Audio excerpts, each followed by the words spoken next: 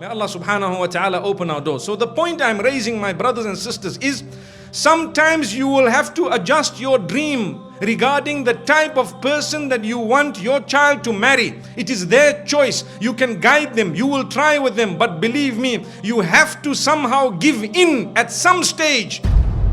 If it is a person whom you may not have considered ideal, because sometimes the other option is something which is even worse than what you are disagreeing with. May Allah subhanahu wa ta'ala open our doors. I know of many parents who refuse their daughters to get married to people they want to marry foolishly.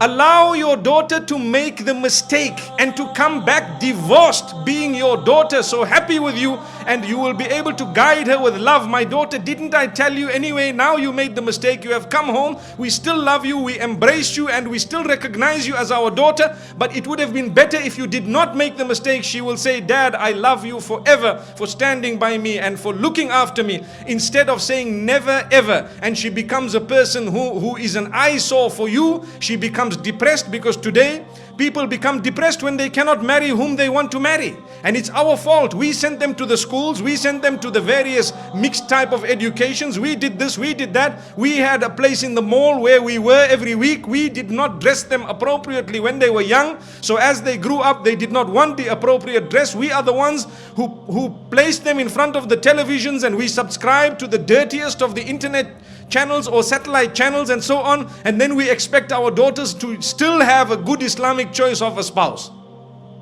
Who is the hypocrite? Father of the home.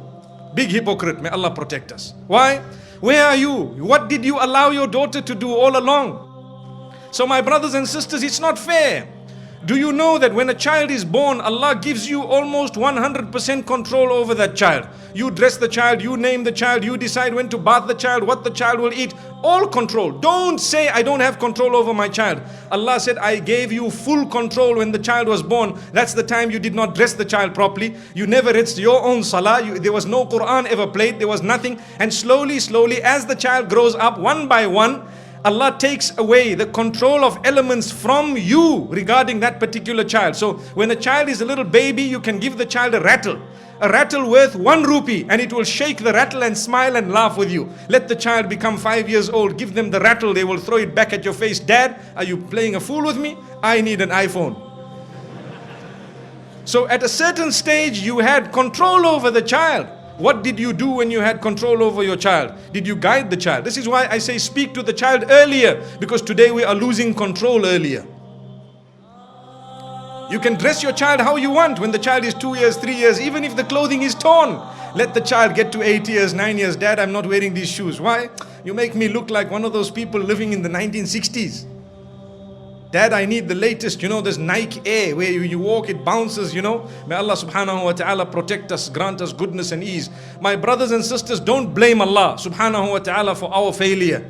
May Allah subhanahu wa ta'ala grant us success. So this is why I say, sometimes we need to adjust. The reason is, how can we allow, or how can we facilitate for our children to live happily ever after, when we did not let them marry the person they wanted, we made them marry someone they did not want.